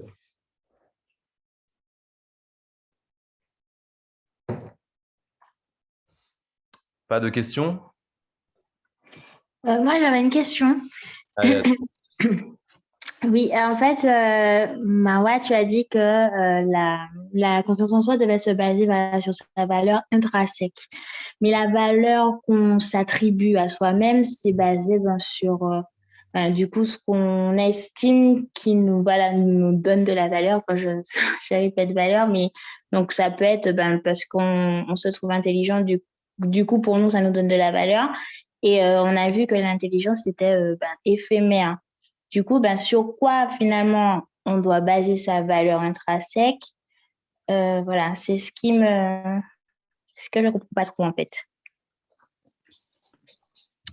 Oui, je comprends ton questionnement et en fait, tu dois prendre en compte que dans ton identité, il y a en fait ce qui conditionne l'identité, on va avoir l'estime de soi, donc c'est ce qu'on a vu. On va avoir la valeur de soi, donc c'est ta valeur que tu apportes en tant que personne, et on va avoir le concept de soi. C'est l'individu auquel tu voudrais ressembler, c'est une sorte de meilleure version de toi-même. Donc ces trois éléments font en sorte que tu es ce que tu es. Tu parles du fait d'être intelligent. Tu peux être intelligent et avoir de la valeur avec l'intelligence, mais ce n'est pas complet. C'est-à-dire, c'est ce que je vous ai montré tout à l'heure, c'est-à-dire que si demain, tu es challengé un peu dans ta pensée et qu'on remet en question ton intelligence, tu vas douter de toi. Tu vas te dire que finalement, la confiance que tu avais en toi, ce n'était pas de la véritable confiance en soi. Et en fait, c'est là où on rentre dans la notion de valeur sous deux plans. Il y a la valeur en tant qu'individu, donc moi, ce que j'apporte à la société, c'est ce que tu as dit. Donc, tu as dit, moi, je suis intelligent, mais du coup, j'ai un doute, etc. Et puis, il y a tes propres valeurs à toi. Et en fait, ce que je t'expliquais tout à l'heure en disant qu'il y a l'estime de soi, la valeur de soi et le concept de soi, donc il y a ces trois notions, elles vont toutes être construites en toi sur la base des valeurs qui guident ta vie.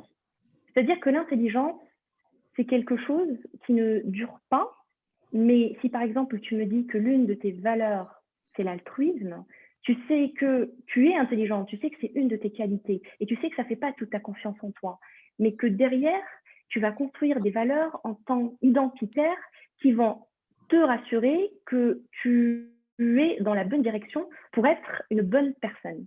Donc, ce que je faisais référence, c'est le concept de soi. Je ne sais pas si ça répond à ta question.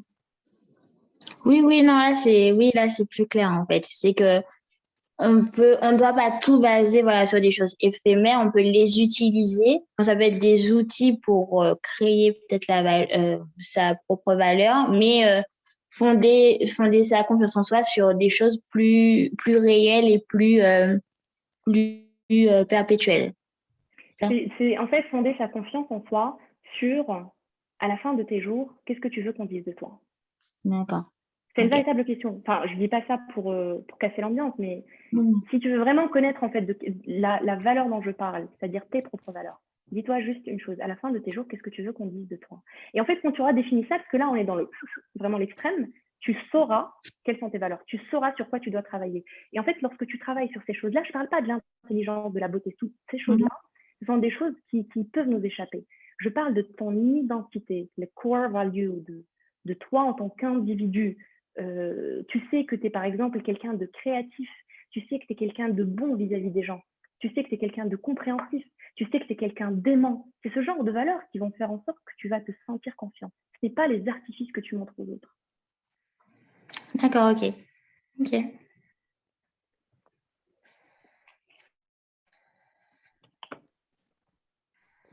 Arnold, tu voulais intervenir? Ouais. Alors, attendez. Alors, je ne sais pas si tout le monde m'entend là. Oui. Non, je n'avais pas de questions particulières, juste pour remercier, pour dire que c'était vraiment un sujet très intéressant et très vaste.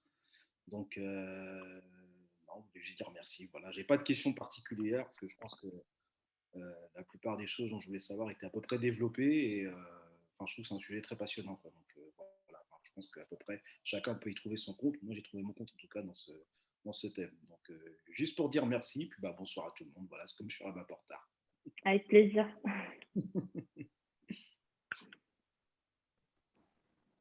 Ok, super. Merci Arnold pour ton intervention, super cool. Merci à Marwa, effectivement, d'avoir abordé ce sujet-là avec tant de simplicité et une compréhension très fluide. Anjali, non, je vois que ton micro est désactivé. Tu peux intervenir, n'hésite pas. Ah bah du coup, je peux. Vas-y, allez, go. En fait, là, ce sera juste pour rebondir sur une chose que tu as dit, Henrik, quand tu as dit que la thématique de ce soir n'avait rien à voir avec la pratique sportive. Ou en fait, moi, je ne suis pas forcément d'accord, pour la simple et bonne raison que, ayant des problèmes de santé que certains du groupe savent, voilà. Si les moments où je ne vais pas bien physiquement par rapport à ma santé, si je n'ai pas un minimum de confiance en moi ou si je ne me fais pas des petits reviews de ce que j'ai pu réaliser, de mes exploits sportifs, honnêtement, je ne ferai rien. Je ne ferai rien, on va dire, les 60% du temps. C'est vraiment important parce que c'est le fait d'avoir confiance en moi qui fait que je me dis ouais, mais tu te rappelles, tel jour, tu n'étais pas très en forme, tu as réussi à faire ça. Donc, moi, je pense que c'est totalement que ça détonne pas du tout avec l'activité qu'on fait initialement, le sport. Hein. D'accord. Non, j'interviens juste pour dire que ce n'était pas un live où on fait des burpees, par exemple. Ok. Après, on peut en faire ensemble, il n'y a pas de problème. Hein. Mais c'était vraiment un live où on apprend des choses. Voilà, exactement. On peut dire que c'est des burpees, on va dire mindset. Voilà, ok, c'est ça. des burpees cérébrales. Okay. Voilà. Ok, ça me plaît, ça me plaît. Et en tout cas, merci beaucoup pour le live. Après, la question sur les traumatismes, c'était moi qui l'avais posée. Là où j'avais demandé en quoi, je ne sais plus ma question exactement, il faudrait qu'on me la relise peut-être, mais en fait, c'était pour dire que parfois, effectivement, les traumatismes peuvent renforcer la confiance en soi ou… J'ai ta question, Anjali, si tu veux. Vas-y. Je ne sais pas c'est laquelle. Alors, attends. La première, c'était quel facteur sur la confiance en soi. Ensuite, alors, quels facteurs ont une influence négative sur la confiance en soi? Non, c'est la dernière. Comment certains traumatismes, c'est ça, hein? Voilà, c'est ça. Comme le deuil, la trahison, voilà, c'est ça. Tout à fait. Comment certains traumatismes comme le deuil, la trahison, violence, cadre familial ou professionnel affectent la confiance en soi? Y a-t-il des clés pour reprendre confiance après ce traumatisme? Voilà, quand j'avais demandé comment, c'était pas dans le sens forcément négatif, juste pour mettre un petit peu au clair, hein, c'était aussi pour mettre l'accent sur le fait que des fois, des traumatismes peuvent permettre de nourrir la confiance en soi, notamment quand Marois, tu as parlé d'Oprah Winfrey. Je pense que c'est aussi grâce à tous ces traumatismes qu'elle a choisi de plutôt rebondir de cette façon-là. Donc, c'était pas que du négatif dans ma question, justement. C'était pas pour dire comment les traumatismes font qu'on n'a plus confiance en nous. Au Non, mais contraire. là, j'entends bien. Le truc, c'est que moi, j'ai répondu, j'ai pris une approche adoptée par tout le monde. Parce que quand on parle de traumatisme, il n'y a pas beaucoup de gens qui vont me dire des traumatismes, c'est bien, finalement, ça m'aide à développer ma confiance en soi. Si tu raisonnes comme ça, c'est parfait, tu es dans le growth mindset, c'est ce qu'on a vu, donc c'est très bien. Mais la plupart des gens, ils vont prendre les traumatismes comme étant une sorte de pancarte qui justifie pourquoi ils font rien. Et c'est moi, j'ai pris cet angle-là. Mais tant mieux, finalement, si de ton côté, tu as conscience que les traumatismes, c'est quelque chose qui peut t'aider à avancer. Oui, après, c'était juste pour dire que c'était pas une question négative dans le sens je suis traumatisée, je ne fais rien. Non, mais j'entends. Après, le but, l'échange, c'est aussi que je puisse donner vraiment des réponses à peut-être plus de personnes, que les gens ils puissent se reconnaître dans dans les exemples. Et donc, les traumatismes, malheureusement, il y a plein de gens qui les ont vécus et qui les ont vécus d'une manière très négative. Mais en tout cas, je suis ravie de savoir que te concernant, c'est quelque chose de chouette et que tu arrives finalement à gérer, à reprendre le contrôle dessus. En tout cas, merci pour le live et les petites clés. Bah, écoutez, avec grand plaisir. Je suis contente de savoir que ça fait écho en vous. Pour la plupart, parce que je n'ai pas entendu tout le monde. Totalement. En tout cas, ouais, merci beaucoup. S'il y en a d'autres qui veulent intervenir, n'hésitez pas. En tout cas, alors, voilà. je voudrais juste que là, du coup, je suis en train de lire ce qui a été dit tout au long de la présentation, etc., et du live. Donc, il y a des choses, ça a dû se dire à un moment donné, donc je ne sais pas à quoi ça fait référence, mais je voudrais juste rebondir sur une chose qui dit que finalement, tout est évolutif. Et il me semble que c'était Anjali, il me semble que c'était toi. Oui, c'est ça. Ouais. Alors, c'était à quel moment Je pense que ça faisait référence justement à lorsque je vous ai demandé, lorsqu'on a parlé du fait que les artifices sont éphémères. Oui, je suppose, parce que... Est-ce que quand on va, pour le reste de notre vie, si on veut être avec quelqu'un d'intellectuel, quelqu'un de beau, quelqu'un de riche et tout ça, et après qu'on a parlé du fait que l'intelligence était éphémère, et que la beauté aussi en soi. Et quand je parlais d'évolutif, en fait, je parlais dans le sens où aussi bien, par exemple, je ne sais pas, j'ai 10 ans, je vais trouver Will Smith super beau, et puis à mes 15 ans, pas du tout. Donc, c'est peut-être que sa beauté à lui a évolué, mais aussi que ma vision à moi aussi a évolué, pas dans le sens négatif ou positif. Enfin, ça peut être dans le sens négatif ou positif. C'était dans ce sens-là où j'avais dit ça. D'accord. Non, mais je suis d'accord avec toi, bien sûr, tout est évolutif. C'est bien sûr, nos mentalités aussi évoluent. Mais justement, par rapport à... Excusez-moi. Mais justement, par rapport aux gens en fait, qui construisent, par exemple, quelqu'un qui va construire toute sa confiance en lui sur sa beauté, il y aura toujours quelqu'un de plus beau.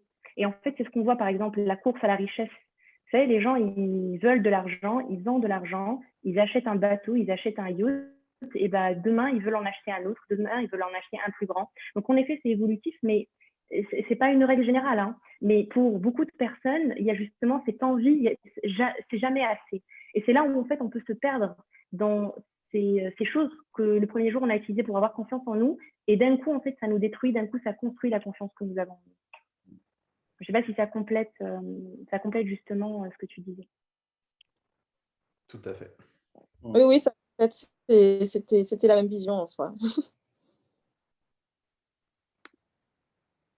Au top. J'ai envie de te remercier vraiment du fond du cœur. C'était vraiment cool, très complet et de très très bonnes réponses. Le hack que je retiens et que j'ai un peu appliqué là, mais comme il y avait un peu de bruit, tout ça, je n'étais pas spécialement concentré, mais j'ai eu un départ d'émotion et je me suis dit c'est pas mal. Effectivement, je le réutiliserai dans un moment de doute ou autre. C'est vrai que de repenser à ce système-là, ça peut être pas mal. Donc merci pour ça, merci pour toutes les clés. Je pense que toute la WH Team, la famille te remercie pour ça. J'espère que ça plaira à ceux qui vont voir le replay. Aussi, vous pouvez le revoir si vous voulez éventuellement rechoper quelques infos. Et si je peux me permettre, est-ce qu'il serait possible de transférer ton PowerPoint dans le groupe privé pour que, voilà, après, si c'est possible. Oui, bien sûr, bien sûr. Il n'y a rien de secret. Ouais, non, c'est sûr. Tant mieux qu'il y ait un maximum de personnes. Ta production, donc je te demande tout de même avant, mais bon, après. Non, il n'y a pas de problème. Ouais. Ok, super. Bon, merci à tous pour votre attention. Je coupe juste l'enregistrement. Merci à tous. Merci.